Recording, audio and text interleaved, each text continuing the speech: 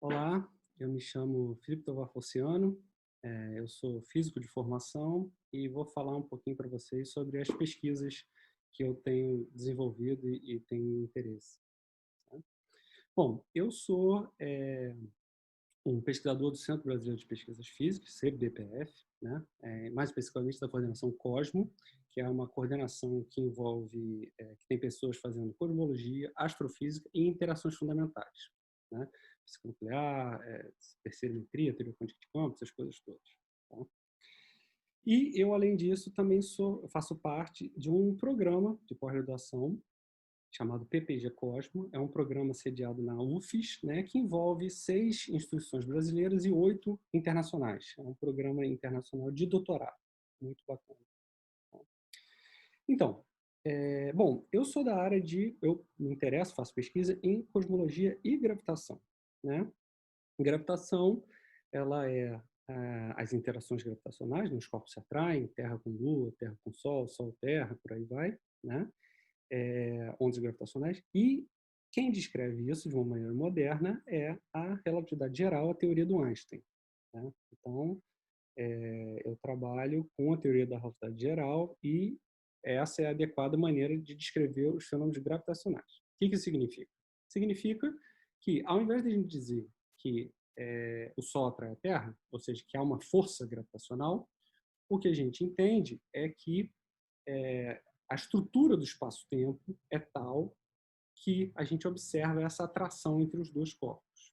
Tá? Então, a gente diria que não há uma força gravitacional, mas há uma manifestação do espaço-tempo ser curvo. Tá? É uma teoria muito bela, bem interessante. Tá? Então, deixa eu falar para vocês 3 pontos específicos, que são as áreas que eu tenho trabalhado mais. Bom, começando pelo universo primordial. Eu fiz minha formação, mestrado e doutorado, foi no universo primordial, em particular cosmologia quântica, né? E o que é o universo primordial? Bom, a gente entende muito bem a história do universo nos últimos 14 bilhões de anos, mais ou menos, né? Arredondando, tá? Bom, toda história começa a ser contada a partir de um certo momento, né? E para trás a gente tem cenários possíveis. A gente não sabe exatamente, ainda não tem dados observacionais suficientes para a gente ter certeza do que aconteceu, né? Mas o fato é que o universo lá atrás ele era muito quente, muito denso, né? Então ele era um plasma de partículas elementares, né? Elétrons, prótons, nêutrons, mais atrás até quarks, com mais neutrinos, né? E muito denso e muito quente. Tá? Com o universo, com a expansão do universo, o universo está se expandindo, né? Não, com a expansão do universo, naturalmente, essa energia, essa temperatura, né? A gente associa uma temperatura alta à energia, essa temperatura foi baixando, né? É uma coisa normal. Se expandiu, densidade diminui, temperatura diminui, por aí vai. Tá? E com isso, uma série de fenômenos físicos começaram a acontecer, porque eles dependem da densidade, da energia e por aí vai. Chega um momento, que eu estou marcando aqui com essa seta vermelha pontilhada, que a gente chama de desacoplamento. O desacoplamento é quando os fótons eles param de interagir com a matéria de uma maneira significativa. Tá? Antes, eles estavam totalmente acoplados, então você tinha o elétron se chocando com o fóton o tempo todo, você tinha criação e aniquilação de partículas e de fótons também, por aí vai. Só que quando você chega nesse momento, a seção de choque dele, ou seja, a interação que eles faziam, começa a se tornar muito pouca. Então, os fótons viajam livremente, né? E eles vêm viajando até os dias de hoje, né? A gente observa essa radiação, chamada radiação cósmica de fundo, que é como se fosse uma fotografia do que estava acontecendo no universo há 14 bilhões de anos no passado. Tá? E o universo primordial, eu vou definir aqui com vocês como sendo esse período anterior a esse momento do desacoplamento.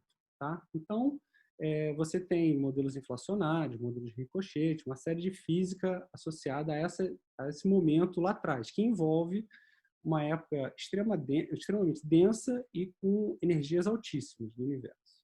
Tá? Um outro tema que eu tenho trabalhado também, e cada vez mais, são buracos negros. Né? Provavelmente todo mundo já ouviu falar nesse termo buracos negros. O que são buracos negros? Né? As estrelas, elas são criadas e elas têm como se fosse um período evolutivo, como se fosse uma vida das estrelas, né? Elas são criadas, elas passam um bom tempo numa situação estável, onde que elas consomem a energia, o combustível que elas têm dentro delas, que basicamente são reações nucleares que dão energia para ela, é por isso que ela irradia e tudo mais, como o Sol. Só que, eventualmente, esse combustível termina e elas morrem, né? E aí, dependendo das propriedades originais da estrela, ela tem alguns possíveis fins, né? Um deles, se a estrela for muito massiva, é ela virar um buraco negro, se tornar um buraco negro. Ou seja, tem um colapso tão violento que forma um buraco negro. Um buraco negro é um objeto, né, limitado no espaço, né, então, que a gente chama de objeto compacto, do qual nada consegue escapar, nem a luz, né? Por isso que ele é chamado de buraco negro. Tá? E ele tem uma série de propriedades interessantes. Em particular, existe uma área que se chama termodinâmica de buracos negros, que é o seguinte: esses objetos eles têm algumas propriedades que se assemelham à termodinâmica que a gente conhece, né? Eu vou dar um exemplo aqui. Então, o buraco negro tem uma superfície chamada horizonte de eventos, tá? Que é o que a gente define como a superfície mais exterior do buraco negro. Então, como se fosse, vai dar para a gente o espaço que ele ocupa, a área dele, na verdade, né? Então, e existem teoremas dentro da teoria da relatividade geral que mostram que a área desse buraco negro nunca diminui. Então, por exemplo, se você tiver dois buracos negros se chocando, se fundindo num só, a área final vai ser sempre maior ou igual à soma das áreas anteriores, né? E existe uma coisa na física que tem essa propriedade também, de nunca diminuir, que é a entropia na termodinâmica, né? Os processos físicos são tais que um sistema, se estiver isolado, a entropia total do sistema nunca decresce. Ela só pode ficar igual ou aumentar. E é igual com a área do buraco negro. Então, é isso. E tem uma série de coisas interessantes. Tem a primeira lei da termodinâmica de buracos negros, e por aí vai. Tem a lei zero também. Então, é toda uma área interessante. E eu também trabalho em cosmologia, né? Depois do fim do meu doutorado, eu comecei a me interessar cada vez mais pela cosmologia mais recente, né? Então, com a evolução do universo, você teve a formação de estruturas, né? O que são essas estruturas, né? São as galáxias, os aglomerados de galáxias. Você tem estruturas de paredes, você tem nebulosas, você tem voids, halos, né? E por aí vai. Tá? Então, é a estrutura que a gente observa que está no universo, né? E a gente estuda ela porque ela dá muita informação para a gente, tanto sobre a evolução do universo, como também sobre os constituintes do universo, né? Uma das coisas que também provavelmente vocês já ouviram falar é a energia escura, né? Energia escura seria um componente dentro do modelo padrão da cosmologia, né? Seria o componente que seria responsável por fazer o universo ter essa expansão acelerada, né? Que o universo tem expansão é um dado observacional. E, na verdade, que ela é acelerada também é um dado observacional, né? E o que acontece? Como a gravitação é atrativa, né? Então a gente imagina uma coisa que está se expandindo, mas é feito de matéria, a matéria deve se atrair. Então essa expansão deveria ser desacelerada e não acelerada, ou seja, a expansão deveria estar diminuindo com o tempo. Mas não, o que a gente observa é que ela está cada vez mais rápida, né? E o componente que faz essa expansão acelerada a gente denomina energia escura. Mas há uma série de questões associadas à energia escura que a gente ainda está estudando, né? Eventualmente ela pode, inclusive, não ser um campo de matéria, mas pode ser simplesmente que a gente precisa modificar a teoria da gravitação, ou seja, sair da relatividade geral do Einstein e ir para uma outra teoria. Isso é uma área de uma linha de pesquisa, né, que eu tenho envolvido.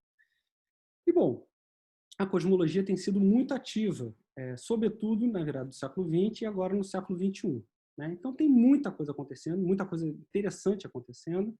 E eu tenho também, né, acho que a gente vai ficar motivado, a gente acaba seguindo essas coisas, né? E eu tenho começado a trabalhar em outros temas também, cada vez mais associados a esse universo recente, que é onde tem tido mais dados e mais informação, né?